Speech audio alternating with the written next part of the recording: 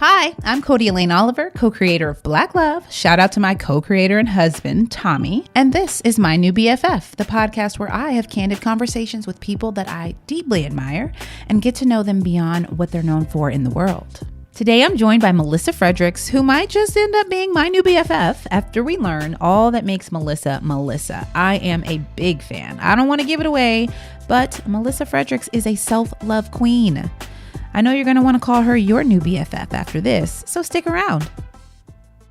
So I like to say how we know each other, which is definitely Black Love, but I'm trying to figure out like how I discovered you guys. Like, you know what I mean? What? Yeah, I don't even remember. Did a podcast with Yvonne. And, Yes, we did. I can't think of her name right now. Yvonne Orgy and was it, am I guessing, is it Carrie Champion? It's not. It's another like basketball, like sports. Yeah. Anyway, we don't look good right now. Yeah, I know, I feel bad.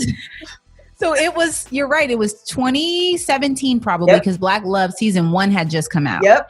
And they were talking about love, even though I don't think that was their theme. It was like a relationshipy type episode. Yes. And like we were just all on it together. Yes. And oh my at the time, I don't remember, did Black Love come out? Season 1 was out, maybe like 1 episode or 2 episodes. Okay. I don't think it was all of them, but it had started. Okay. Cause I was going to say, I remember in the episode, they like announced, and I was like, you're the person behind Black Love? Cause I was like in love with the show. Oh. And I didn't make the connection that you were the person behind it. I love it. We were all on, it was relationship related. Yvonne Orgy hosted this podcast. Yep. And my introduction of you guys was this couple who'd been together since you were teenagers. Yes. And one of the things we talked about was like how social media makes things look all cool and exciting and people like want what other people have. But you guys had fairly recently done this like Paris trip, right? Mm-hmm. Yes. That was part of like people being like, oh my God, I want that. But y'all were like, yo, this took us a long time to get here. Listen, every bit of every moment to the day we were there, we wasn't sure we was going to be there. But also, I think like, again, we've been together since we were in high school. So Kevin his first job was Burger King and he didn't have a car and he would ride his bike to work every single day that he was scheduled. I had like a car that was the same year that I was born. It was a 1983 little bitty Honda Accord, gray. Listen, you want to talk about a hoopty, but it got me ready to go. And I would beg my mom to like, because we lived in Washington, it was really super rainy there. And I would beg my mom and my dad, like, can I please pick him up from work? Can I please pick him up from work? So you wouldn't have to drive or not drive, right back home, like in the rain, in the dark at 10, 11 o'clock at night. But that's how we started. So to go from like that to the moment that we were in Paris, I even remember, we tell this story all the time. For our honeymoon, we went to Ruth's Chris restaurant. And we didn't understand or know a la carte. Wait, how old were you right then when you got married on your honeymoon? I was 20 and Kevin was 21. Still in college. We were juniors in college. We couldn't even rent a car. Like, yeah, we were young. So we go, and we're young, naive, and we ain't got no job. We college students eating, ramen noodles. So we like live in Washington. So we're going to take like a 2-hour flight to go to San Francisco. First of all, it was like Gay Pride weekend, which it was phenomenal because we grew up so churchy. And so to see like all of this like freedom. Yeah. So anyway, we go and like, we're going to have a really nice dinner. We're going to go to Ruth's Chris restaurant and like sit and like be fancy and have, a honeymoon dinner. We get there and they give us the menu and we don't understand a la carte. Uh-oh. For those who don't know or haven't been to Ruth's Chris, what that basically means is everything is individual. You pick your protein, you pick your sides, you pick and there's no meal. Everything is like separate. And everything has a separate cost. It's not like one number and then you just add 4 things. Yeah. So it's like $37 for the chicken, $15 for each side. And if you get like a premium side, it's $20, $25. And so we're sitting down like, okay, so we're going to get the chicken. We're at Ruth's Chris, but we're going to get the chicken. Okay. Cause that's cheaper. We're like, excuse me, Mr. Waiter, like, we see the chickens here. We don't see the sides. Could you explain to us like what's included? He's like, oh, no. Everything is a la carte here. What you see is this. And then our sides are here and you just mix and match and pick what you want. And we're like, okay, can we have a few minutes? He walks away. We look at each other like, if we eat here, we live here now because we don't have enough money to drive back to get in a cab and go back to the hotel to then go back to the airport to fly home. Like, we are now citizens of San Francisco. We don't have enough money to do all the things. So we may have this conversation and literally walk out the back door. There's like a back door. Thankfully, it didn't have like an alarm to it, like a fire extinguisher. You walked out? But we walked out. That waiter came back and the table was empty. I'm sure he was like not surprised at that point. After the question, he was like, it's probably not the first time he got that question. I'm sure he was like, not. He was like, the back door is over there. It's cool. It's cool. Yes. And we sure did. That's what we did. And we went like McDonald's or something like that afterward. And didn't go back to Ruth's Chris until our 10th year wedding anniversary. Aww, that was the first time we went back since. And we had a really good time. We could afford it. And we had a really good time. But like, that's part of, I think, the journey that, obviously social media wasn't a thing like that when we were married. Right. We don't know that part of the journey. It's been a long time to get to this moment. And that's not to say we made it, because listen, we didn't. We're just not at the same point we were then. Right. Of course. It's progress. That's just what it is. Forever. You don't ever, you never want to make it, because then there's nowhere to go. Exactly. You're so right. So right. So one of the first things, I like to ask, because even though this isn't necessarily a show about love, at the end of the day, that's our core, right? Yes. So I like to ask, who has taught you the most about love? Anyone in your life? Okay. So what I want to say, but there's like two sides. Okay. So I always talk about like two sides of the same coin. And I want to say my parents. In their marriage, they taught me about love, but also, and maybe even more impactful, in their divorce, they taught me about love. And the reason why is because my parents they were married really young, at probably 18 and 20. And they had a beautiful relationship that had every bit of the ups and the downs that you would expect in a marriage. They were young when they got married. My dad joined the military. And, this is just a lot of like transition and growth. Yeah. 3 kids. They had 3 kids by the time they were 22 and 24. Wow. 3 kids all in the age of 4. Yeah, because we're all 2 years apart. That's a lot. I'm 36 with 3 kids under the age of 4. Okay. And it's a lot. It's a lot. Exactly. Like, that is a lot. And then you couple that with, again, my dad joined the military, so they're not near family. Mm-hmm. They're not where they grew up. They're traveling to Germany, literally a different continent. Like, we don't know anybody. Family just can't hop on a plane to come visit us. It's too expensive. And so they had and went through a lot of trials and tribulations. But I saw, like, I'm the oldest, so I can remember the bad times, but I also remember the really good times. And then, unfortunately, I also remember the really bad times again. Right. And so I've learned like how to, the impact of communication, the impact of resentment, the impact of not talking about what you really want and what you truly believe. Like, I learned that watching my parents. I also learned that if you're not careful about holding on to what's truly important to you, if you're not careful about protecting the love that you share between you and your spouse, you can lose it.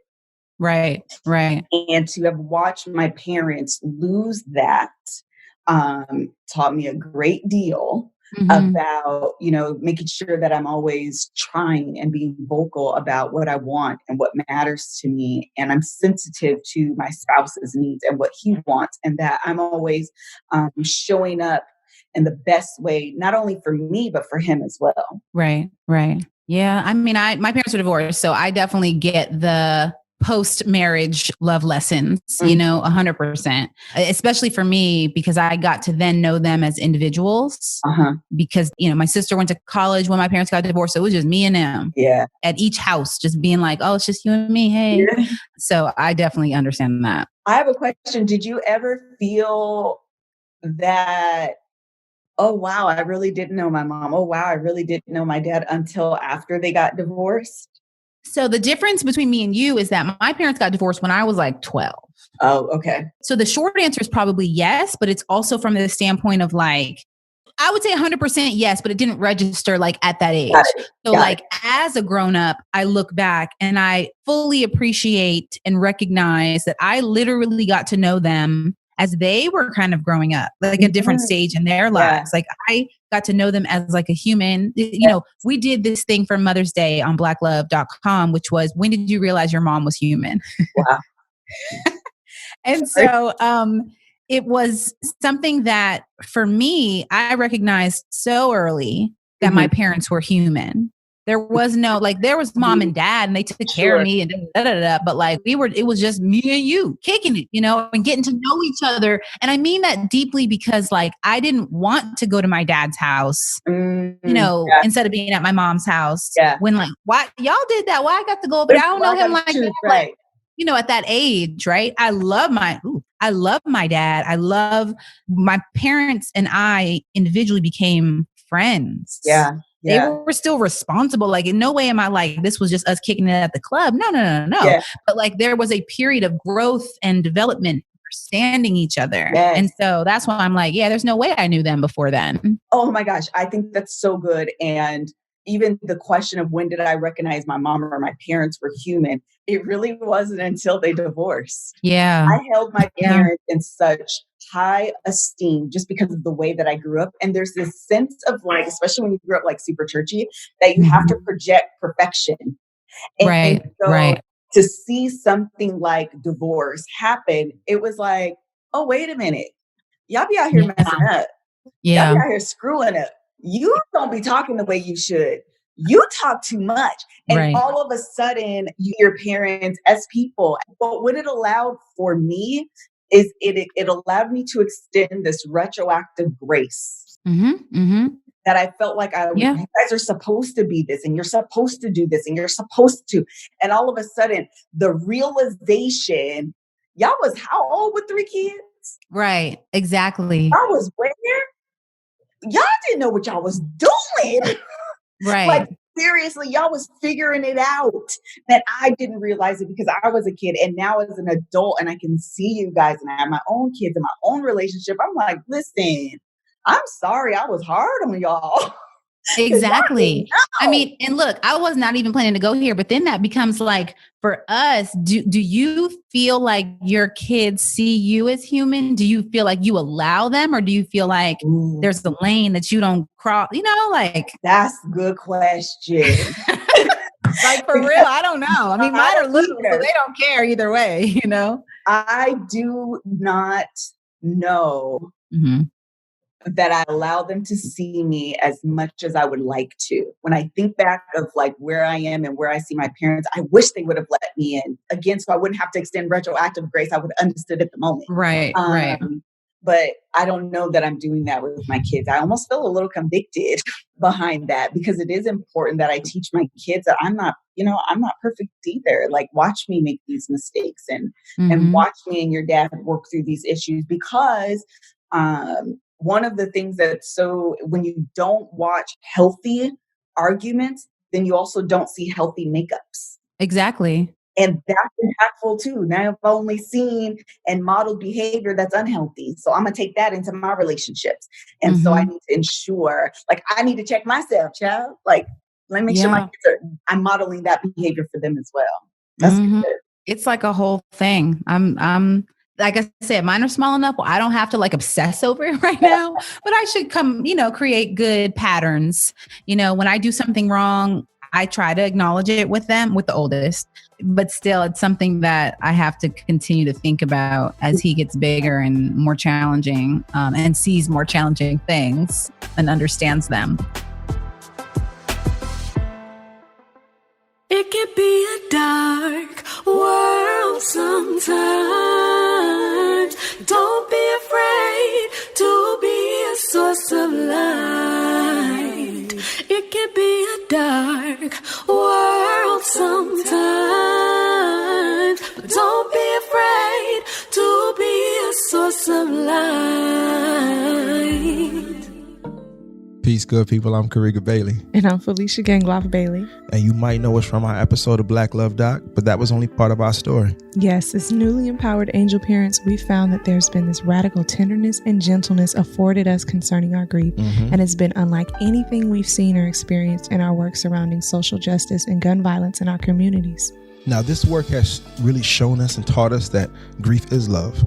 And although we acknowledge that grief is tremendously complex and difficult to experience, we also believe grief is sacred. And that's why Felicia and I decided to start the Soul Affirmations podcast. Yes, every week on Soul Affirmations, we will be holding space for those who are navigating grief and helping folks to remember their goodness. So join us every week starting March 24th for the Soul Affirmations podcast on Apple Podcasts, Spotify, or wherever you listen to your favorite podcasts. Yes, pull up on us. We look forward to building community with y'all. Peace.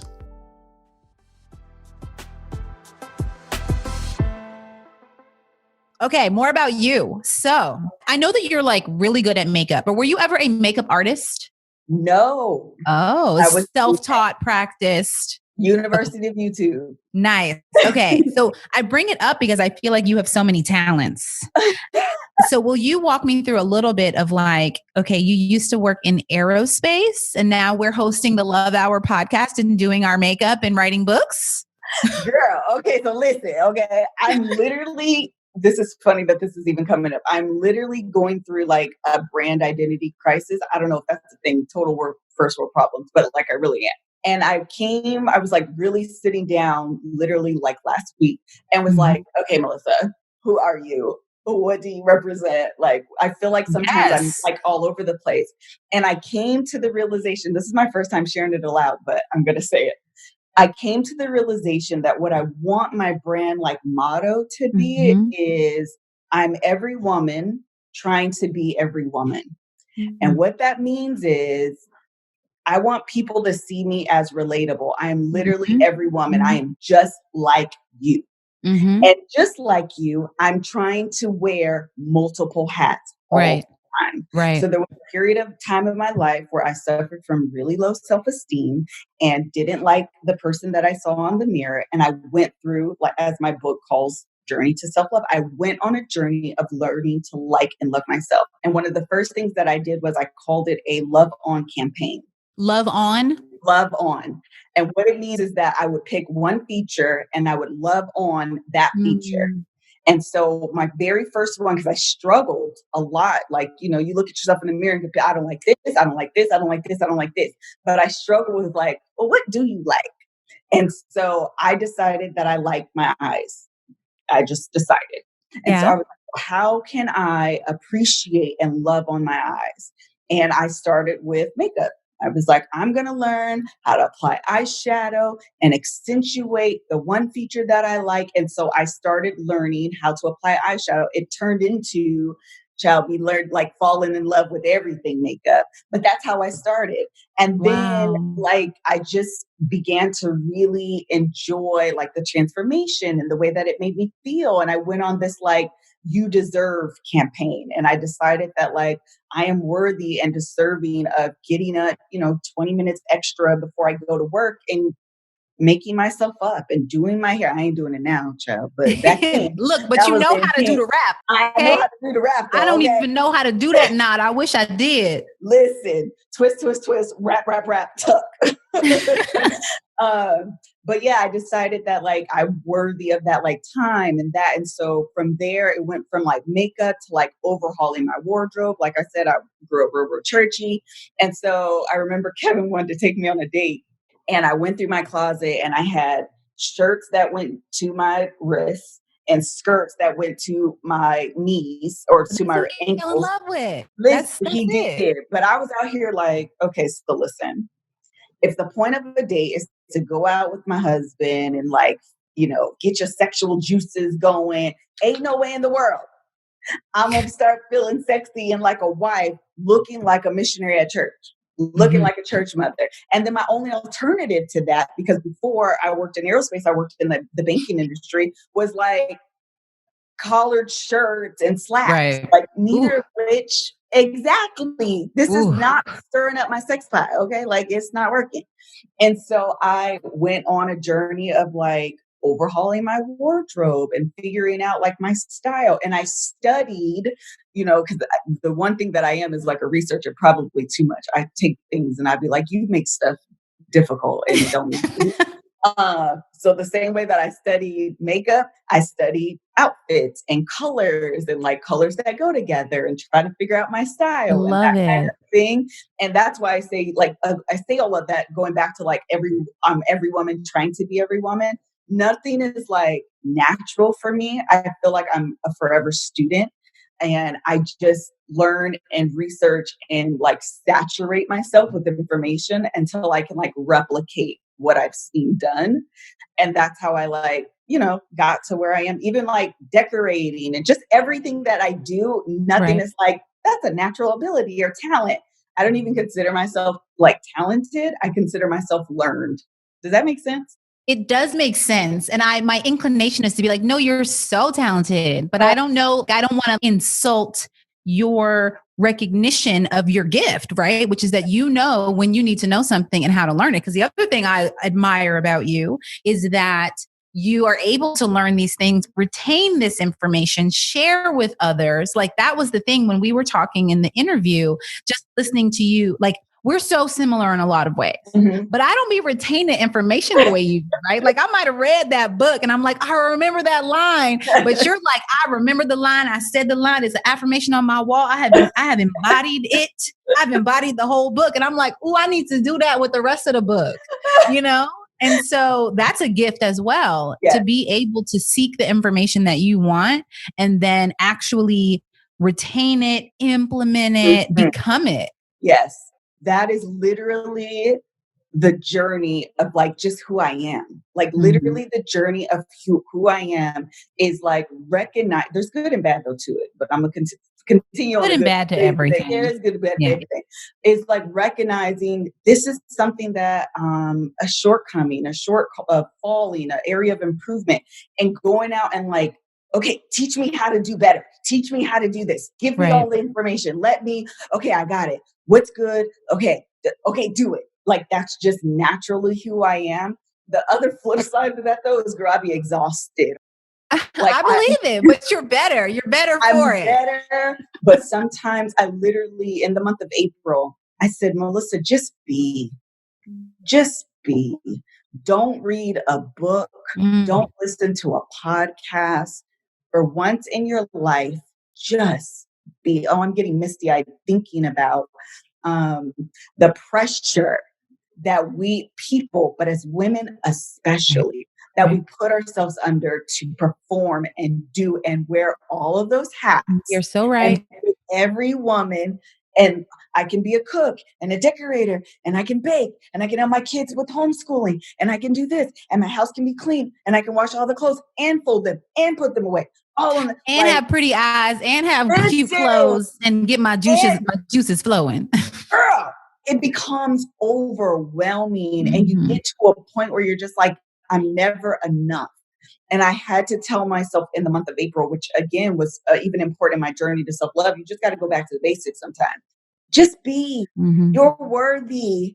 And this was my mantra. You are worthy as is, without change. That's it. Like if nothing else changes, you're worthy, you're deserving, you are enough as is, without change, unequivocally. That's it.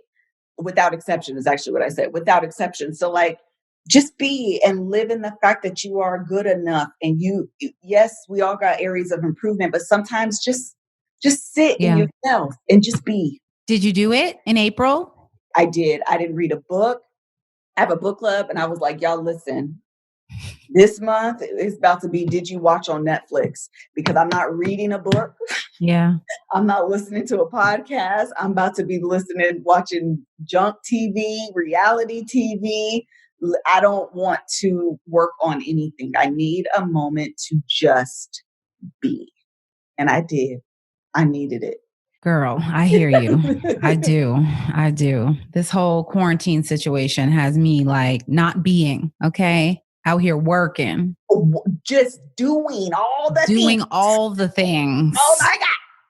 As I sit here with a full face or half a face of makeup, awaiting my backyard photo shoot that is necessary for some headshots. I got to send some people. Like, listen, are trying. I don't know why we've decided that quarantine. And listen, I'm guilty. I've decided that quarantine is the time to like get everything going. Let's do this. You have all this time. Do this, do that. And even in April, we were trying to buy a house, didn't go through because of coronavirus. I'm doing a conference, trying to do a conference. Yes. I don't even want to go down that path. We moved, my kids are in homeschooling. And I was like, this is a global crisis. It is. And it just keeps getting longer. And it keeps getting longer. Yeah. It is okay to take a moment and recognize I'm not okay. Yeah. Like I am going through, and I do not have to use this time to be superwoman and overproductive. I can take a moment or 30 days as I did. Right. And just like breathe. And the truth is everyone should do a little of both. Meaning if you have the energy, if you have the thoughtfulness to say, you know what I can do? I can do that. I can make that better. I can grow that. Do it. And then the minute you're not comfortable anymore and you're like, you know what? I need 30 days or a day or whatever. Sit still and be in that. Yes. You know, we have to protect our minds, our space of peace, however we can. You know, we should always be wanting to be better, but sometimes being better means sitting still with yourself, appreciating yourself, saying you are worthy and saying, I'm not okay right now. Girl, absolutely.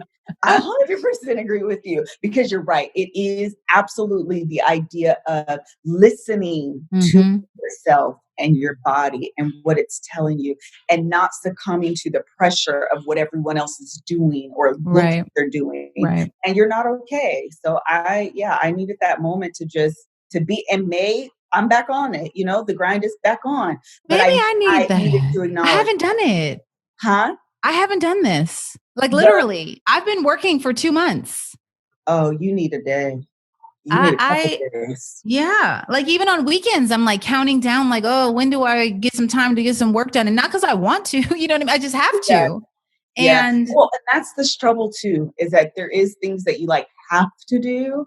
Yeah. But I needed to, and there were things I had to do in April, but when I didn't have to, I did it. Right. Right. No, I think I'm going to take 2 days. Yeah. At some point soon. Tommy! I know. Right? Tommy, he got the kids outside right now. So that's why you don't hear him. So I'll take it. I'll take that. Okay. I want to jump into something else. Okay. I said you are multi-talented, but we have reframed that to, what was the word? Like you are very researched. I'm learned.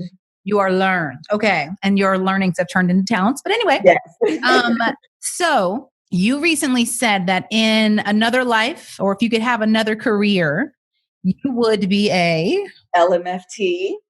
And tell the world what that means. It is a licensed marriage family therapist. So when did you realize that that is something that you, I don't know, have an interest in? You know what? Honestly, I think it is a revelation that has been brewing and I didn't realize it. And I'll tell you why. When Kevin and I first were married and we attended marriage enrichment, first of all, we were married for like 3 days. I'm not quite sure why my pastor was like, you guys should do marriage enrichment. And we were like, okay, because we know so much. We did it. But the first book that I read about relationships was Men Are From Mars, Women Are From Venus. Mm-hmm. People hate the book now. At the time, really? I thoroughly, because they talk about like science is not faulty, it's faulty, whatever. I found it extremely helpful. Right. I enjoyed it so much. And then I taught it at Marriage Enrichment.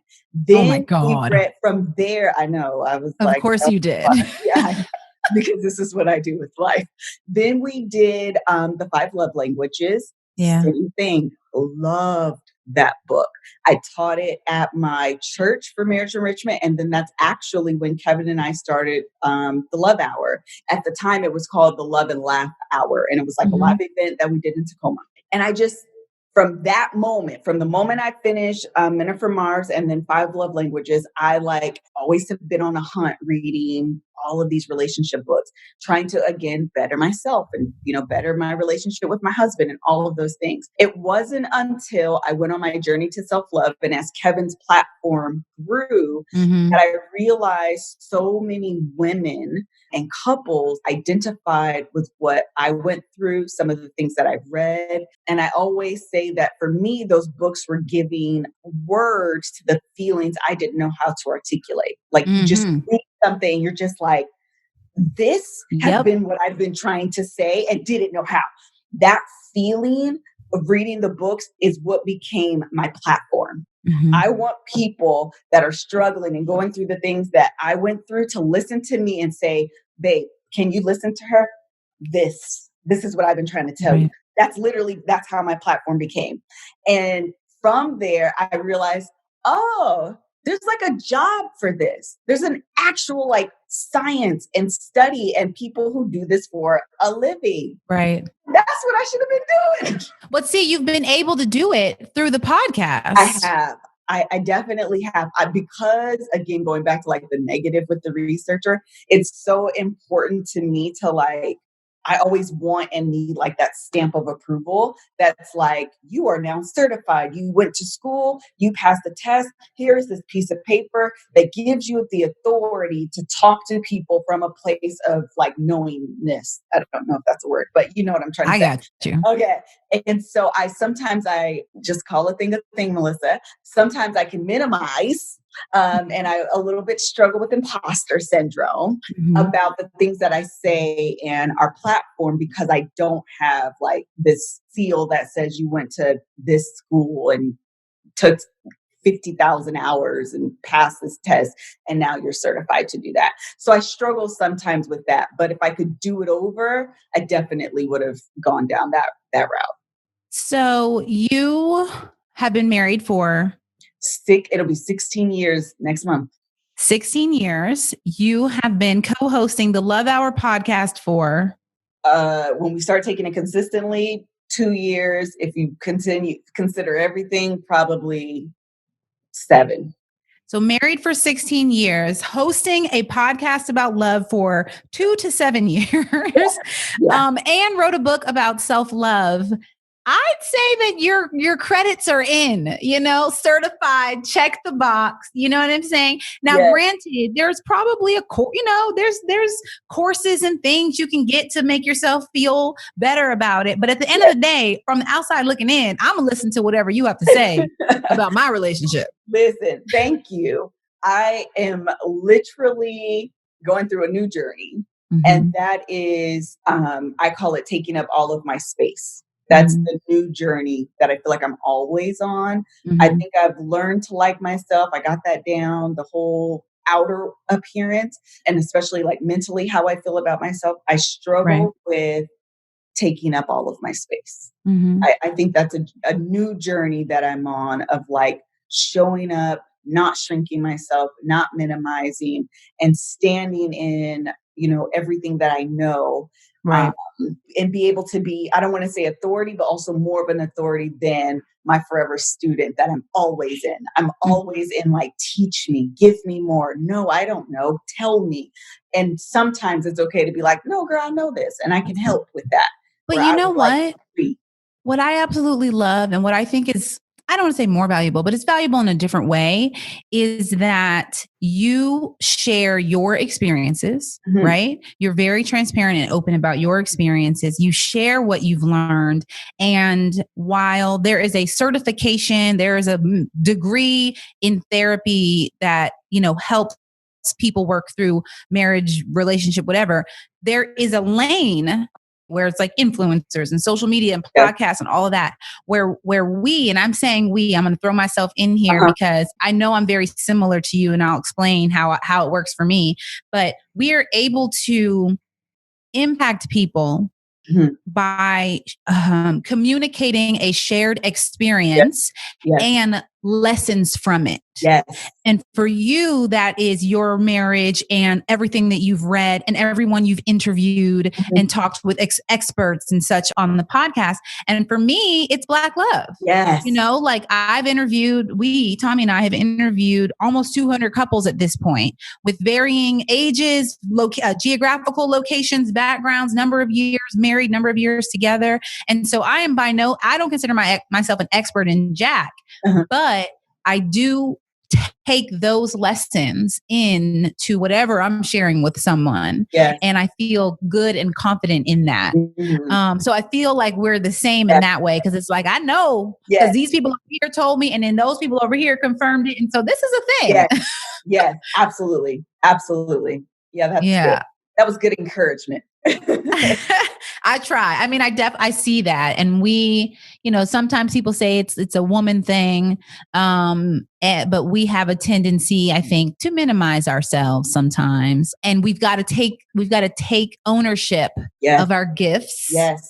And our work. You Yes. know what I mean? The work that you've put in to take all of those lessons from all of those books and talk to all of these people. Yeah. That's work. Yeah, it is. It may nobody sign that paper, right? Certifying it, but that's work. And you're sharing your experiences, and your voice is a testament to it. It is obvious. It is clear. When you talk about relationships, I feel it in my bones because I'm like, oh yes, teach me. So, bravo. And I want to tell you, we had Lovey join our podcast, and I feel like she's doing this for me right now. So I wanted to bring it up. But she was talking about your tribe and in your moments of self-doubt, having someone there that can remind you of your power. So good. Yes. Right? Sisterhood. Yes. It is real. And so I feel like, number one, that's so important. But even in this exchange, and what I hope people hear is reminding each other, you reminding me of my power in my moment of self-doubt, my moment of like self-deprecation and minimizing and feelings of imposter syndrome. Saying, no, girl, let me remind you of the work that you put in that allows you to be at this point. That's powerful stuff, man. I felt it myself. Good. Okay. I have a couple of quarantine questions. Well, maybe just one. But so how are you? You're in a house of all men, husband and two teen boys or almost teen boys? Well, my oldest is 13 and my youngest is 11. So how are you prioritizing you? What does that look like? I'm not. I literally need to do better because listen, she is not being taken care of. I feel like I've taken this opportunity to decide I should have been a stay-at-home mom. I don't know why. Like I've cleaned, the kids haven't cleaned at all. I woke up at 6:30 this morning. There's red beans and rice right now on my stove because I was like, we should have homemade red beans and rice. I don't know why this was a good idea. I've made homemade brown. Like I've just been doing all the things. And you go to bed, my feet hurt, my back aches, I have a headache sometimes. And I'm like, you don't even do this like on a normal basis. Like, why are you putting this undue pressure on yourself to like perform and do and become like Betty Crocker? It's not necessary, girl, chill out. So I need to do better about like not taking April the way that I did, but finding those moments and those pockets of time. Right. Maybe not 30 days, but 30 minutes a day. All I'm saying is 30 minutes might do you in, okay? Yeah. Taking those moments of like, just breathing and like being present and centering myself and not like constantly moving on to like the very next thing. So I, to be honest, I'm not doing a good job of it. I'm not. I feel you. I do. What is the biggest surprise that you've had in the last few months and why?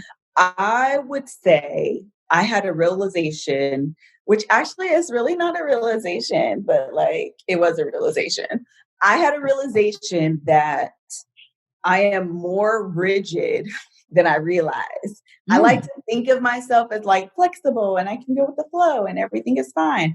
And then coronavirus hit and my world flipped upside down and I was like ready to have a nervous breakdown. I was like, what is going on?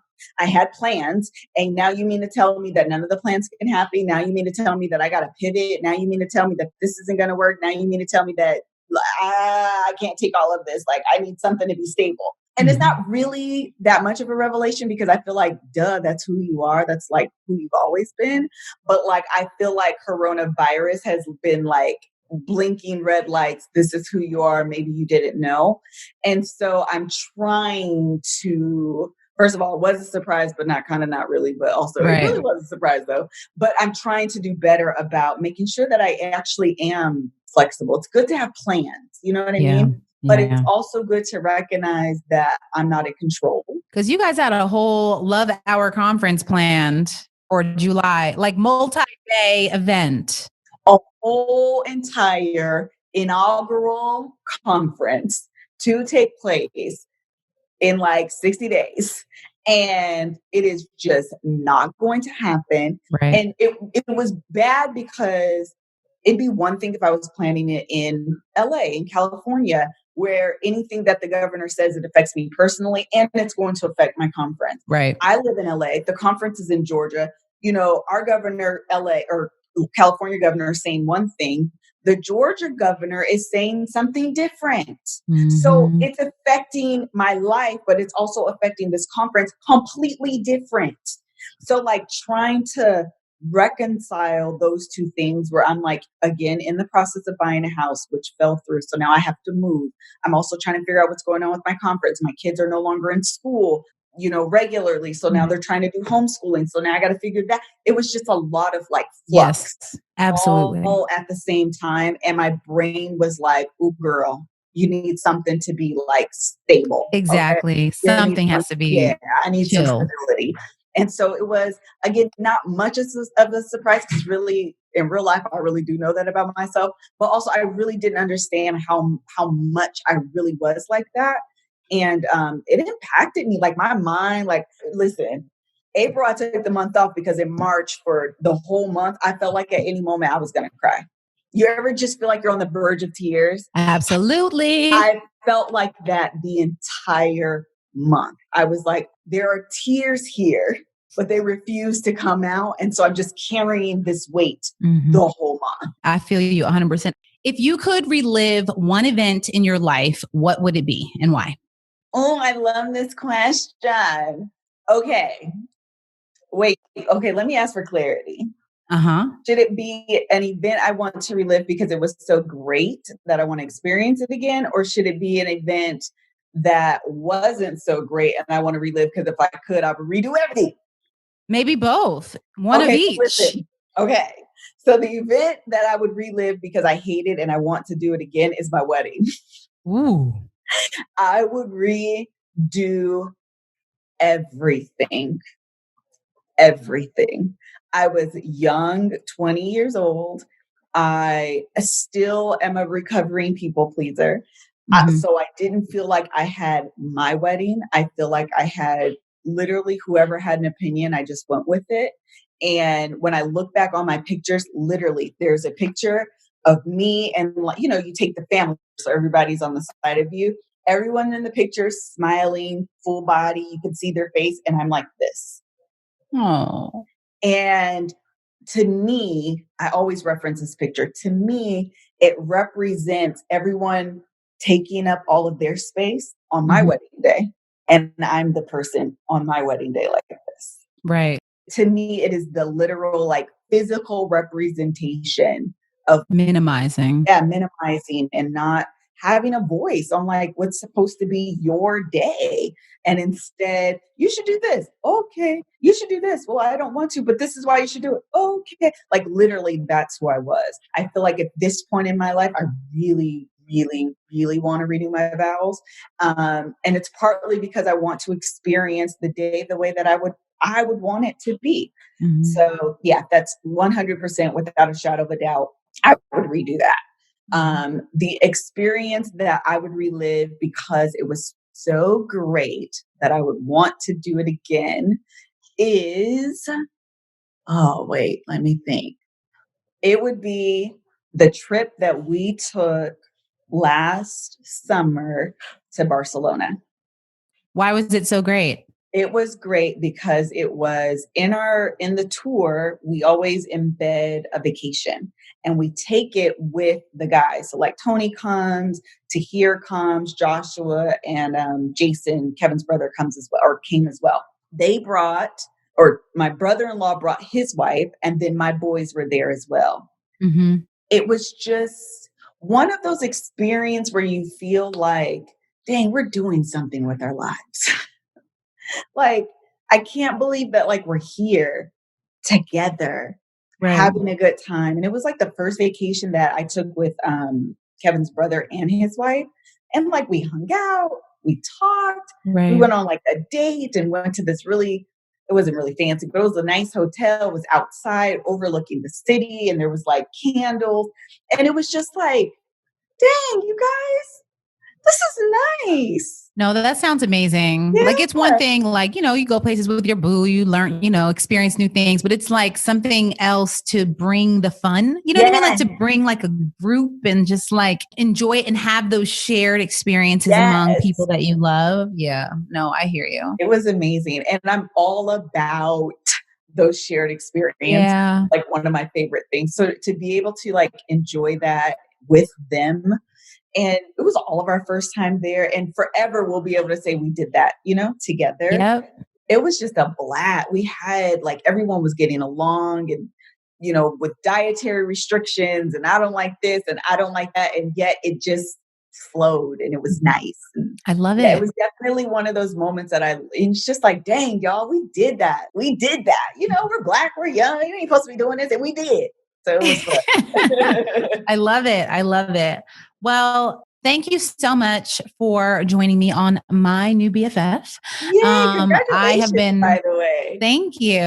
I have been totally obsessed with us having this conversation, like since the day that we sat down and did the Black Love interview. And I was just like, oh my God, you are speaking my soul. Thank you. You know, girl, go out and enjoy your day. Let the people finish your red beans and rice. Yeah, I need to. I hope they taste good. Okay. All right. Thanks, Melissa. All right. Thank you. Melissa Fredericks may not be a therapist, but I know I picked up some tips today. Plus, if you didn't know about Ruth Chris Steakhouse, you do now. I know you all know why Melissa is my new BFF, so make sure you show her some love on Instagram at Mrs. kevonstage and go take a listen to her podcast, The Love Hour Podcast. Thanks for joining me on My New BFF. Don't forget to give us a review so others can join us on this journey. And please don't forget to subscribe so you're the first to find out who will be my new BFF.